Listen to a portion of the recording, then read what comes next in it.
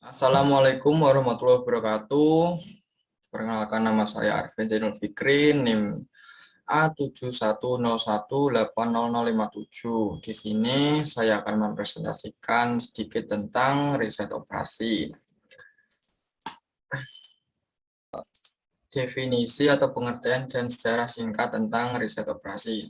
Riset operasi secara umum yaitu aplikasi metode-metode, teknik-teknik, dan peralatan ilmiah dalam menghadapi masalah-masalah yang timbul dalam operasi perusahaan dengan tujuan menemukan pemecahan yang optimal. Nah, untuk sejarah singkat dari riset operasi ini bermula pada zaman Perang Dunia I, yaitu konsep riset operasi dalam dunia militer berkembang di kedua sisi Samudra Atlantik selama Perang Dunia I dalam tahun 1914-1915 Masehi. F.W. Lancaster di Inggris mencoba merumuskan operasi militer secara kuantitatif dengan menurunkan persamaan-persamaan yang menunjukkan hubungan relatif antara hasil perang dengan kekuatan pertempuran dan kekuatan senjata mereka. Nah, selama periode tersebut, Thomas Alva Edison di Amerika Serikat sedang mempelajari proses perang anti kapal selam. Ia mengumpulkan data-data yang digunakan untuk menganalisis gerakan agar kapal laut mampu menenggelamkan dan menghancurkan kapal selam. Ia merancang suatu permainan perang sebagai simulasi persoalan pergerakan yang berhubungan dengan lautan. Ia bahkan menganalisis taktik zigzag dari kapal-kapal dagang dalam menghindari kapal selam.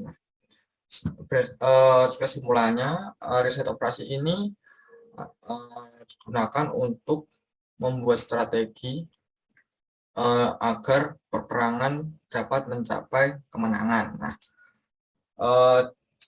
kemudian riset operasi menurut para ahli. Di sini saya mengambil 4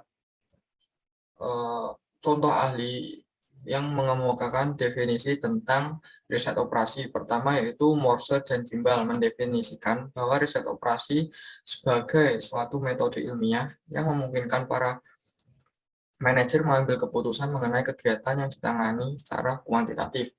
Kemudian dari T.L. Sati menyebutkan bahwa riset operasi adalah seni memberikan jawaban buruk terhadap masalah di mana jawaban yang buruk diberikan. Kemudian dari Frederick Hillier mendefinisikan bahwa riset operasi adalah suatu pendekatan ilmiah kepada pengambilan keputusan yang meliputi operasi sistem-sistem organisasi. Kemudian dari Arthur Clarke menyampaikan bahwa riset operasi adalah seni dalam memenangkan perang tanpa harus bertempur. Nah, setelah definisi menurut ahli, kemudian penerapan dari riset operasi tersebut, yaitu ada dari akuntansi keuangan, distribusi, dan pemasaran, manajemen konstruksi, operasi, produksi, dan eksplorasi. Nah, untuk akuntansi dan keuangan memiliki beberapa contoh, diantaranya yaitu satu, penentuan jumlah kelayakan kredit, kedua, alokasi investasi dan berbagai alternatif, ketiga, peningkatan efektivitas akuntansi biaya, keempat, penugasan tim audit secara efektif, dan masih banyak lagi. Kemudian untuk distribusi dan pemasaran memiliki beberapa contoh, yaitu pertama, lokasi dan ukuran gudang, pusat distribusi dan pengecer, kedua, logistik dan sistem distribusi, ketiga, penentuan kombinasi produk terbaik berdasarkan permintaan pasar, ketiga, alokasi iklan, yang keempat, alokasi iklan dari berbagai media. Nah, dan masih banyak lagi. Kemudian, untuk manajemen konstruksi memiliki beberapa contoh. Di antaranya, pertama, kebijakan pemeliharaan dan jumlah karyawan. Kedua, pengaturan proyek. Ketiga, alokasi sumber daya. Dan masih banyak lagi. Keempat, untuk operasi produksi dan eksplorasi. Contohnya, yaitu pertama, penentuan bahan baku yang paling ekonomis untuk kebutuhan pelanggan.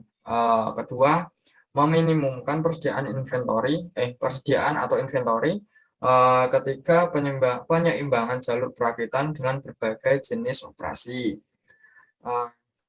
Seperti itu. Nah, kemudian setelah penerapan riset operasi, kemudian model-model dalam riset operasi. Pertama, model ikonik, kedua model analog, tiga model simbolik, dan keempat model matematik. Nah, untuk model ikonik ini merupakan tiruan fisik seperti bentuk aslinya dengan skala yang lebih kecil. Contohnya yaitu market gedung, kedua model otomotif, dan model pesawat. Kemudian untuk model analog merupakan model fisik tetapi tidak memiliki bentuk yang mirip dengan yang dimodelkan. Nah, seperti contoh alat ukur termometer yang menunjukkan model tinggi rendahnya temperatur. Ketiga, untuk model simbolik yaitu merupakan model yang menggunakan simbol-simbol seperti huruf, angka, bentuk, gambar, dan lain-lain yang menyajikan karakteristik dan properti dari suatu sistem. Contohnya jaringan kerja atau network diagram, diagram alir, dan flowchart. Dan untuk keempat, model matematik mencakup model-model yang mewakili situasi real sebuah sistem yang berupa fungsi matematik.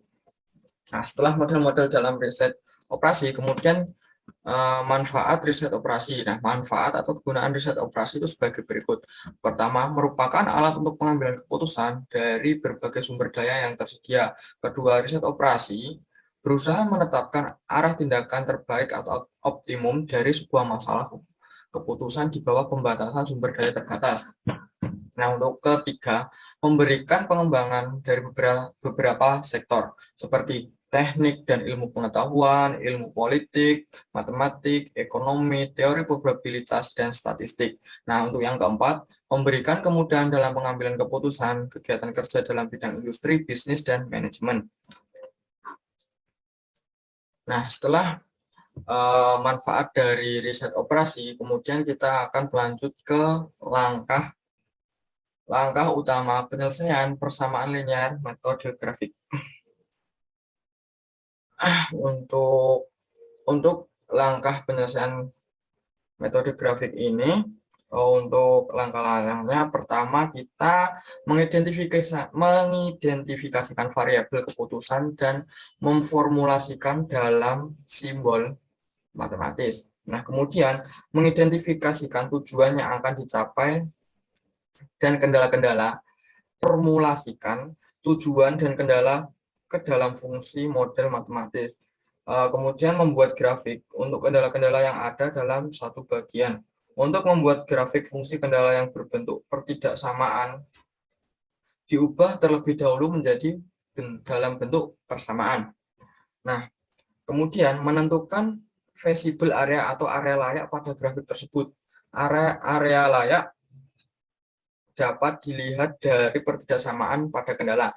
Apabila kendala berbentuk sama dengan atau lebih kecil, maka daerah arsir atau layak terjadi pada bagian kiri, bawah.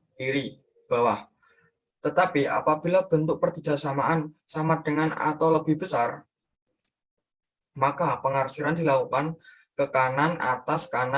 Apabila bentuk persamaan, maka daerah layak terjadi di sepanjang grafik atau garis tersebut.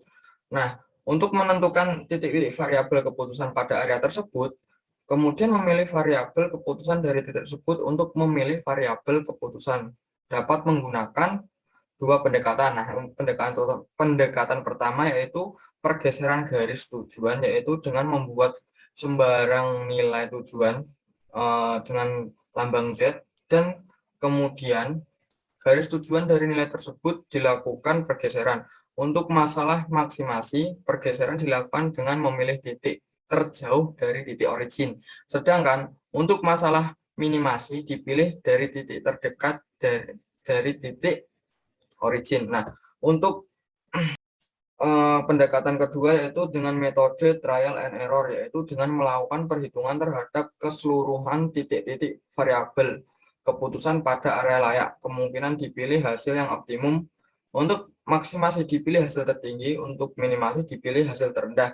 Nah, bisa dilihat pada gambar alir di bawah ini. Nah, dari memulai mengidentifikasi tujuan dan kendala, memformulasikan dalam model matematis, membuat grafik kendala dalam suatu gambar, memilih variabel keputusan, menentukan daerah layak dan titik koordinatnya. Nah, ini garis pergeseran garis tujuan. Ini untuk metode trial and error menentukan nilai optimum. Nah, jika setuju, garis persetujuan langsung menuju ke menentukan nilai optimum. Nah, jika tidak setuju melalui metode trial and error sampai setuju ke menentukan nilai lalu selesai. Mungkin itu yang bisa saya presentasikan. Kurang lebihnya mohon maaf. Saya Arfian Jainul Fikri izin pamit. Wassalamualaikum warahmatullahi wabarakatuh.